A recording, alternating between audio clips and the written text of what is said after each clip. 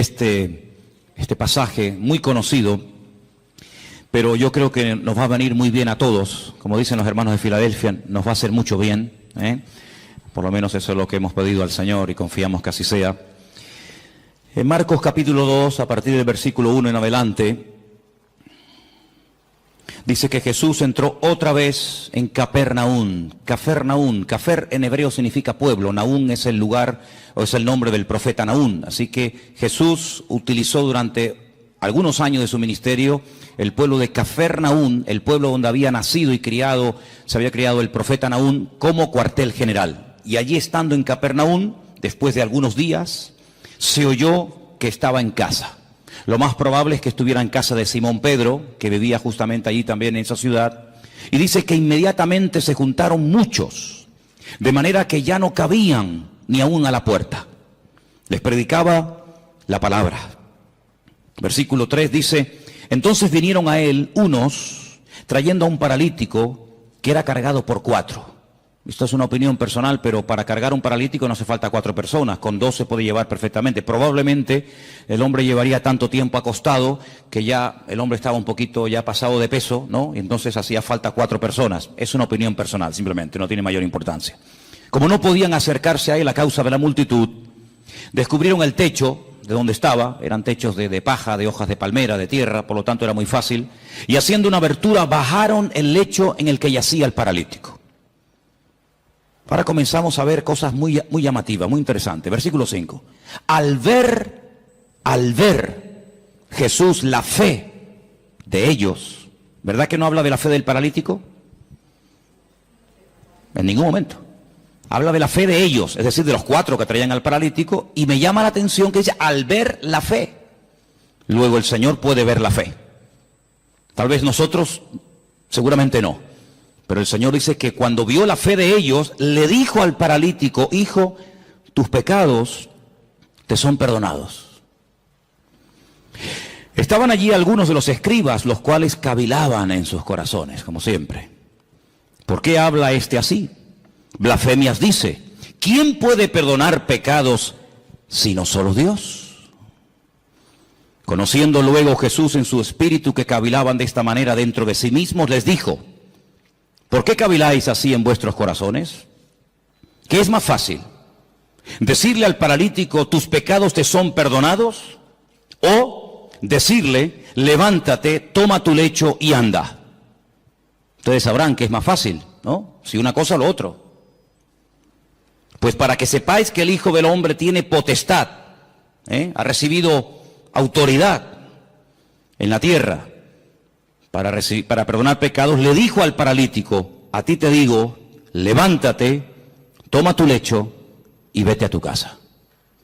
Entonces él se levantó enseguida y tomando su lecho salió delante de todos, de manera que todos se asombraron y glorificaron a Dios diciendo: nunca hemos visto tal cosa. ¿Cuántos dicen amén? Amén. Qué bueno. Seguramente este pasaje ustedes ya lo han oído en cantidad de ocasiones, lo han leído, lo han escuchado en sermones, etcétera, etcétera. Pero en esta tarde le vamos a dar un enfoque diferente. Porque para entender ciertas y determinadas cosas que Cristo hacía y decía, hay que hacer un esfuerzo y volver a su época. ¿Cómo pensaba la gente? ¿Qué estilo de vida llevaban?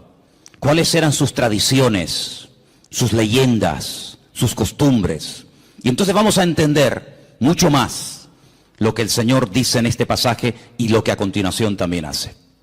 Primeramente vemos a 4 personas que no se desaniman ante los obstáculos, personas con una iniciativa tremenda, la fe que les motiva es imparable, y cuando llegan a la casa donde está el Señor predicando, al ver que no pueden entrar, no se derrumban, no se vienen abajo, no dicen, bueno, venimos otro día, hoy hay demasiada gente, es imposible llegar hasta donde está el maestro, mañana volvemos, sino todo lo contrario. Vemos que la fe nos motiva a seguir adelante, a pesar de los obstáculos, a pesar de las dificultades. La fe es el motor que mueve nuestra vida, nuestras acciones, nuestras palabras, nuestros pensamientos.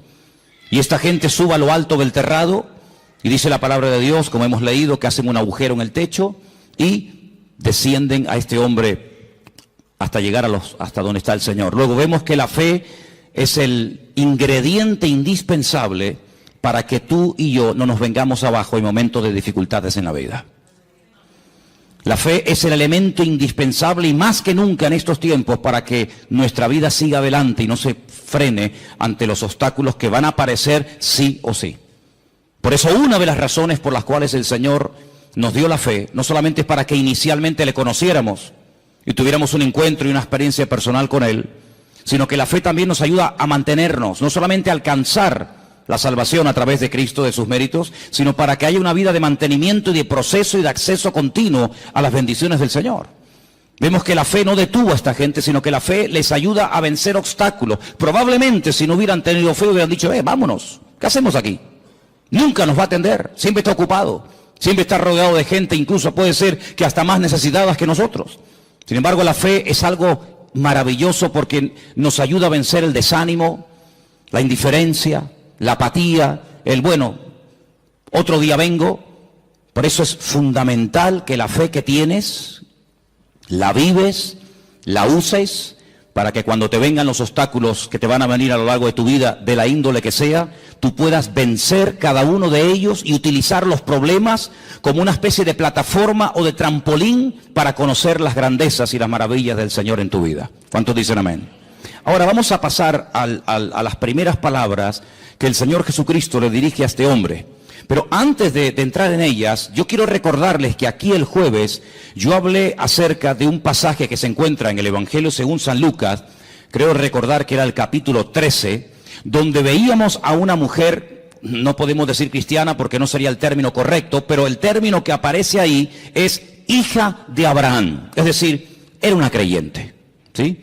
No era una pagana, una idólatra, una que pasaba por la calle y entró a ver qué pasaba allí, sino era una mujer judía, una mujer que había sido criada en la ley de Moisés, en las costumbres del pueblo de Israel, y dice que durante 18 años había tenido que soportar, había tenido, digamos, entre comillas, que resignarse a la cruda realidad de que a pesar de su fidelidad a la sinagoga, a pesar de su conocimiento de la Escritura, dice la Escritura que ella no se podía enderezar de ninguna manera. El principal de la sinagoga aparentemente ni le prestaba atención. La religión de la época aparentemente no le había servido de nada. Ella oía y asistía a la sinagoga, pero entraba y salía durante 18 años y siempre estaba igual, y yo me atrevería a decir que hasta en algunos casos hasta peor. Sin embargo, dice la Biblia que ese día el Señor la vio. Y cuando la vio, la sacó de aquellas cortinas, de aquellas celosías, ¿verdad? Donde ya explicamos que se ponían las mujeres en aquella época y se siguen poniendo hasta el día de hoy. Y entonces dice algo increíble. Le dice, mujer, eres libre de tu enfermedad. Porque dice que tenía espíritu de... Y quiero aclarar, y ya lo aclaramos el jueves, que no tenía un demonio, no tenía un espíritu viviendo dentro de ella, sino que tenía una inclinación, tenía espíritu de enfermedad. Y el Señor tuvo que desatarla espiritualmente hablando. No estaba poseída, estaba atada espiritualmente hablando, que son dos cosas distintas. Y dice la Biblia, yo he hecho hoy en el mundo espiritual lo que ustedes hacen todos los días cuando desatan a vuestras bestias, a vuestros mulos, ovejas, camellos o lo que sea, y lo lleváis a beber y luego volvéis, y cuando lo traéis lo volvéis a atar. Luego lo mismo que vosotros hacéis en lo físico, yo lo acabo de hacer en lo espiritual en esta mujer. Y la evidencia de que ahora está desatada, la evidencia de que ahora es libre, es que se puede enderezar. Ella se enderezó y comenzó a glorificar al Señor. Y vimos el día jueves cómo hay ataduras espirituales que se manifiestan en, entre comillas, enfermedades o en deformidades o en problemas de tipo físico. Esta mujer no tenía problemas de artrosis. Esta mujer no tenía la columna torcida, no tenía una escoliosis. Esta mujer tenía un problema de tipo espiritual que se manifestaba y se podía ver, se hacía visible por una curvatura exagerada. Y dice Lucas, que es el médico, que bajo ninguna manera esta mujer se podía enderezar. Luego hay ataduras invisibles que se manifiestan de una forma visible. En este caso, lo que tenía por dentro se manifestaba por fuera. Pero en esta porción, en este capítulo que hemos leído, vamos a ver cómo una persona mentalmente puede estar también atada. En aquellos días, la filosofía de vida era la siguiente: enfermedad, persona enferma, significa que esa persona está en pecado. Porque si no estuviera cometiendo un pecado, la enfermedad no podría tener ningún lugar, ninguna cabida en la vida de esa persona. Fijaros hasta dónde se llegaba. Claro que antes de la caída del hombre, la enfermedad no existía. La enfermedad vino a consecuencia de la desobediencia, de la rebelión del hombre, pero no necesariamente toda persona creyente en la actualidad que está enferma necesariamente está cometiendo un pecado. Porque esa filosofía de vida lo único que trae es condenación, y donde hay condenación Dios no está, porque Dios nos libra de toda condenación. Por lo tanto, en aquellos tiempos, cuando una persona estaba sana, casi rayaba el orgullo, porque decía: estoy sano porque soy justo, porque diezmo, porque oro, porque ayuno, porque soy buena persona, pero no tanto porque Dios tiene misericordia de mi vida y me da salud, sino porque yo, por mis méritos, casi he llegado a merecerme la salud que tengo. Por el contrario, cuando una persona estaba enferma, automáticamente se le señalaba con el dedo y se decía: ¿ves? Este hombre tiene que estar cometiendo un pecado terrible en su vida y Dios está enfadado con él, y la forma de manifestar que está enfadado es mandándole una enfermedad. Ahora podéis entender el pasaje de Juan capítulo 9, lo habéis leído, ¿verdad? Donde dice la Biblia que los discípulos pasan por un camino y se encuentran a un hombre que es ciego. Y la pregunta que le hacen los discípulos al Señor, ¿cuál es? Señor, ¿quién pecó? ¿Este o sus padres para que este hombre haya nacido ciego? ¿Os dais cuenta cómo ellos toda enfermedad que la persona estuviera pasando en ese momento la relacionaban directamente, causa y efecto, con un pecado que la persona estaba cometiendo? Los rabinos decían en aquella época que hasta que todos los pecados de la persona no fueran perdonados, nunca podría ser libre de cualquier enfermedad que tuviera. Ahora, con esta información, volvamos al pasaje. El hombre lo descuelgan por el techo, y cuando lo presentan delante del Señor, el Señor en ese momento, aunque lo pueda hacer y ahora lo veremos, en ese momento no dice: hijo, a ti te digo yo tus pecados. Eso no está diciendo el Señor. Eso es lo que muchas veces se ha dicho. Eso es lo que muchas veces se ha predicado, que en ese momento el Señor Jesucristo le está perdonando los pecados al hombre. Pero es que eso no dice la Escritura. Lo que la Escritura dice es lo siguiente: al ver Jesús la fe de ellos, versículo 5, le dijo al paralítico: hijo, que tus pecados ya han sido perdonados. No es que yo en este momento te los perdono, ¿me entendéis? Hijo, que estás siendo esclavo de una mala información, de una mala enseñanza que te han dado, y yo te digo que tus pecados ya han sido perdonados. Claro, automáticamente los que estaban allí, parece que había venido como una especie de un comando, ¿no?, del Sanedrín de Jerusalén para pillar al Señor siempre en el más mínimo fallo. Automáticamente comienzan a cavilar, y tenían razón. Solamente Dios puede perdonar pecados, nadie puede perdonar los pecados. Pero si os dais cuenta, Jesús no está diciendo en ese momento: a ti yo te perdono los pecados, sino que le transmite la información del Padre, diciéndole: hijo, que tus pecados ya han sido perdonados. Por lo tanto, esta enfermedad no es consecuencia directa de un pecado que no ha sido perdonado en tu vida. Fijaros hasta qué punto esto estaba interiorizado, enraizado en la cultura de la época, que si ustedes vienen conmigo un momentito al Antiguo Testamento, a 2 de Samuel capítulo 12, ahora vamos a volver aquí, pero en 2 de Samuel capítulo 12, cuando el profeta Natán llega al palacio del rey David a decirle, a amonestarle acerca del pecado que ha estado cometiendo, si ustedes leen todo el capítulo 12, no nos da tiempo de leerlo ahora, pero leerlo por favor al llegar a casa, 2 de Samuel capítulo 12, en el versículo 13, cuando el profeta Natán le amonesta al rey David, él dice en el versículo 13, entonces David le dice al profeta Natán: he pecado contra el Señor, he pecado contra Dios. Pero Natán le dijo: pero también el Señor ha redimido tu pecado. ¿Y qué añade? No morirás. Es decir, la consecuencia de que Dios te ha perdonado es que no has muerto. Porque si hubieras muerto, es la evidencia de que Dios no te perdonó. Fijaros la profundidad de esto, hermanos. Dios te ha perdonado. Sí, ya, porque tú lo digas. No. ¿Sabes por qué te ha perdonado? ¿Sabes por qué puedes estar plenamente convencido 100% de que Dios te ha perdonado a pesar de la que has liado? ¿Cuál? Que no morirás. Ay, amigo.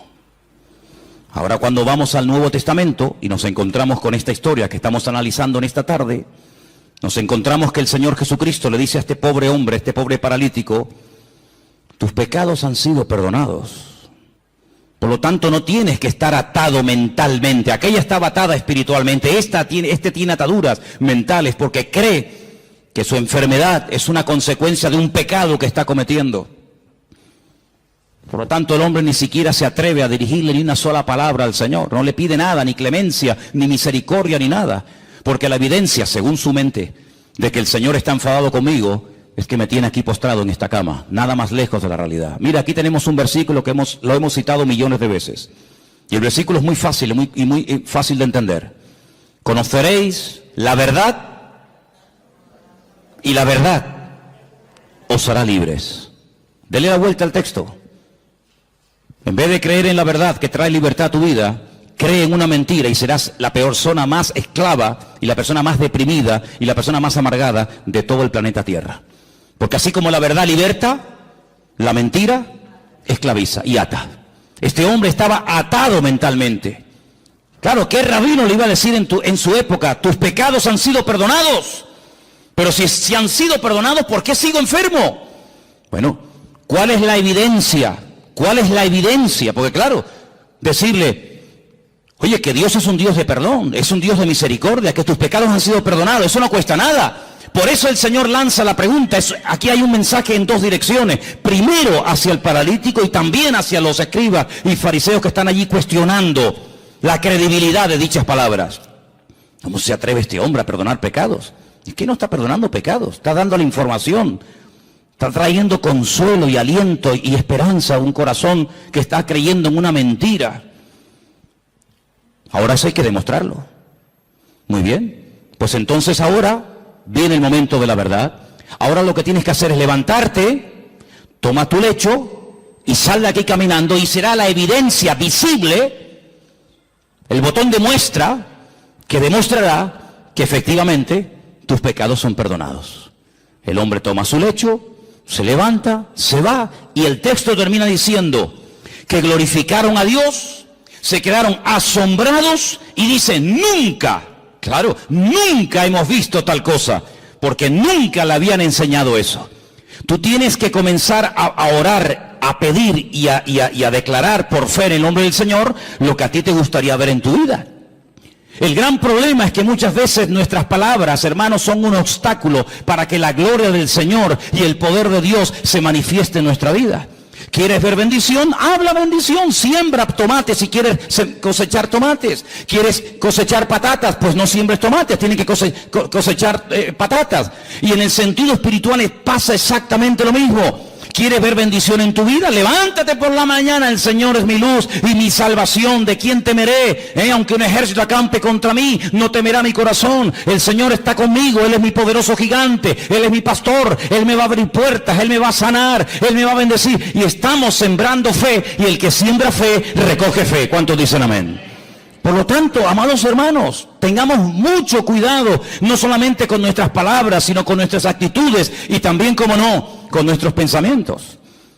Porque mucha gente en aquellos tiempos era personas atadas, mental, física y espiritualmente, porque habían creído en las mentiras que muchas veces los hombres habían enseñado y se habían arraigado de tal manera en la forma de vida, en la cultura de la época, que la gente era esclava, no porque Dios estaba enfadado con ellos, sino porque ellos mismos se habían atado al creer en mentiras. ¿Habéis prestado atención a la lectura de esta tarde?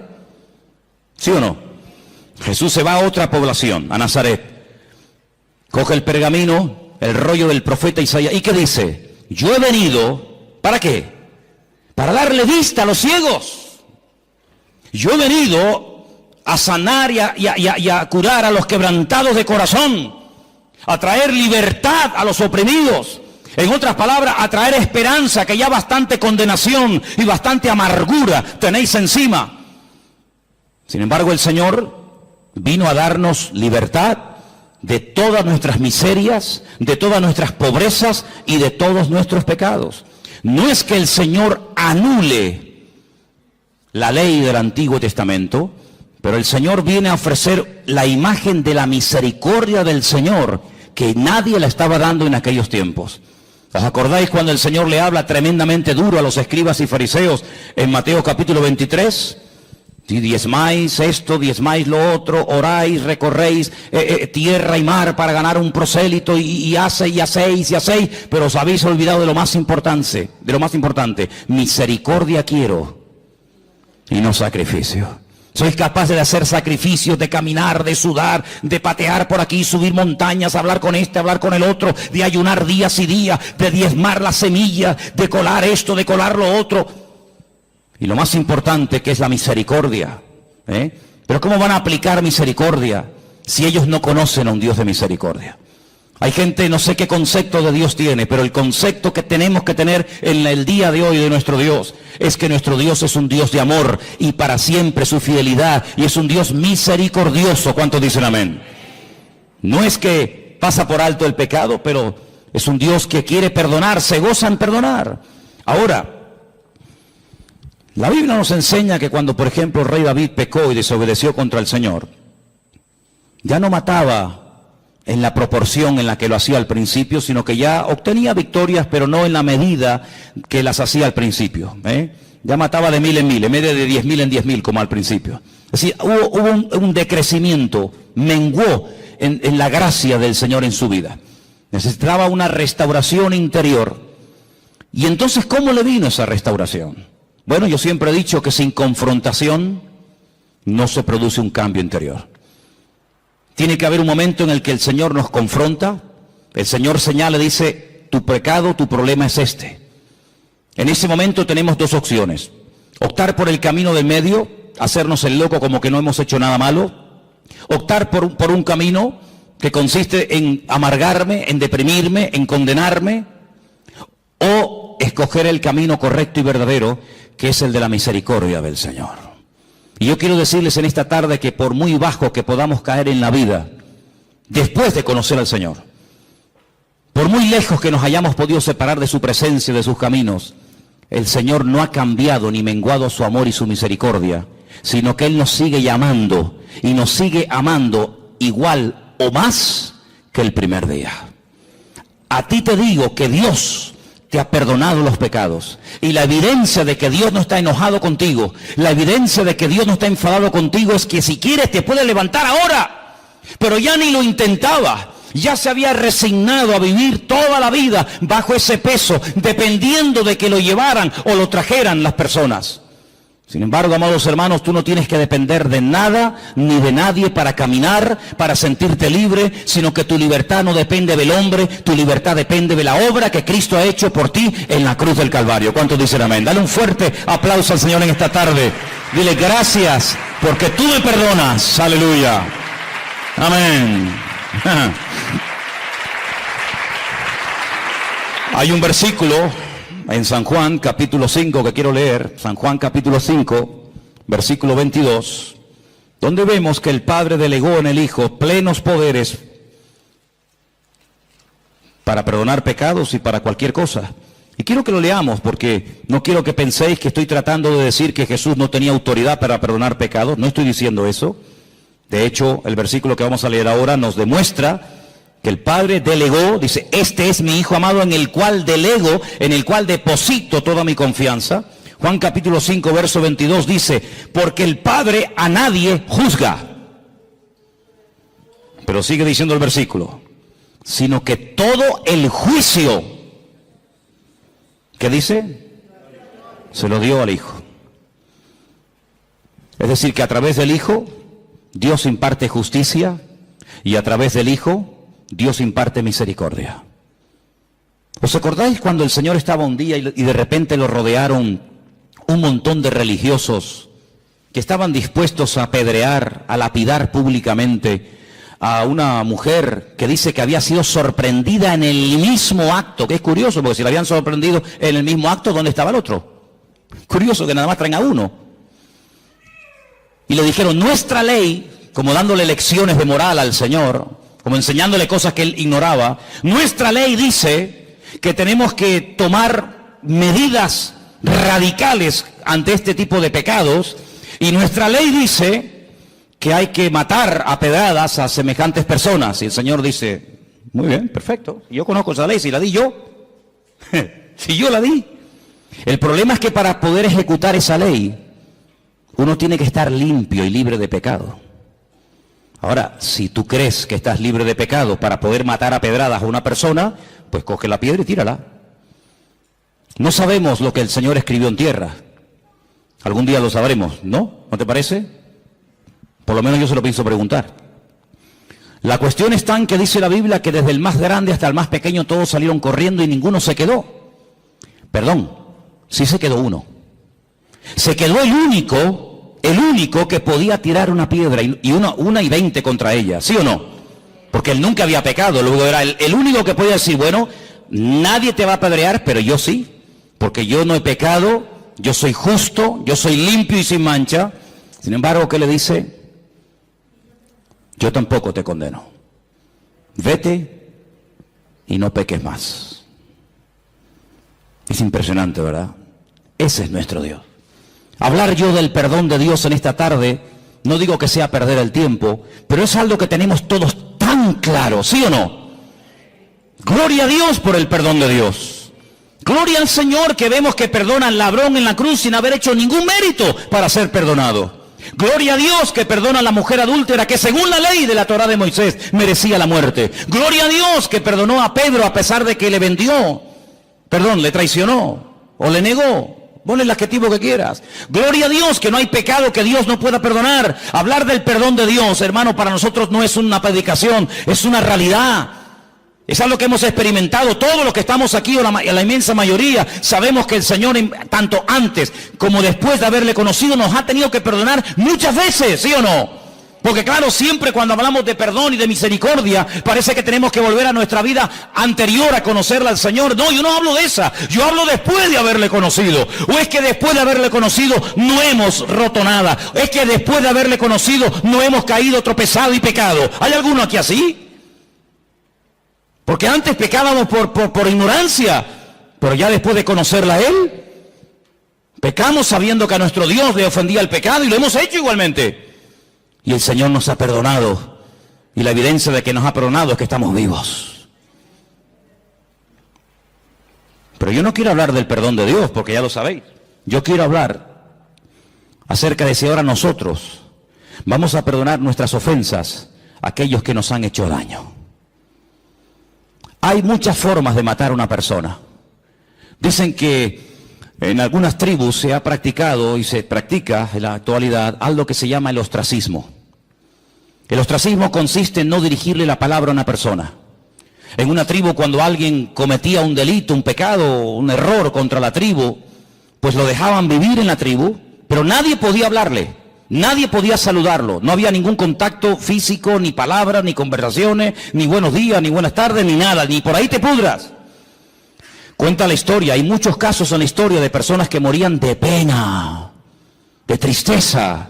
Incluso cuentan algunos casos en algunas tribus que la gente iba y se despeñaba, se lanzaba, optaba por el suicidio, porque era tan grande la carga continua y permanente. Y encima te lo recordaban cada 10 minutos o cada 5 minutos que la gente optaba por quitarse la vida.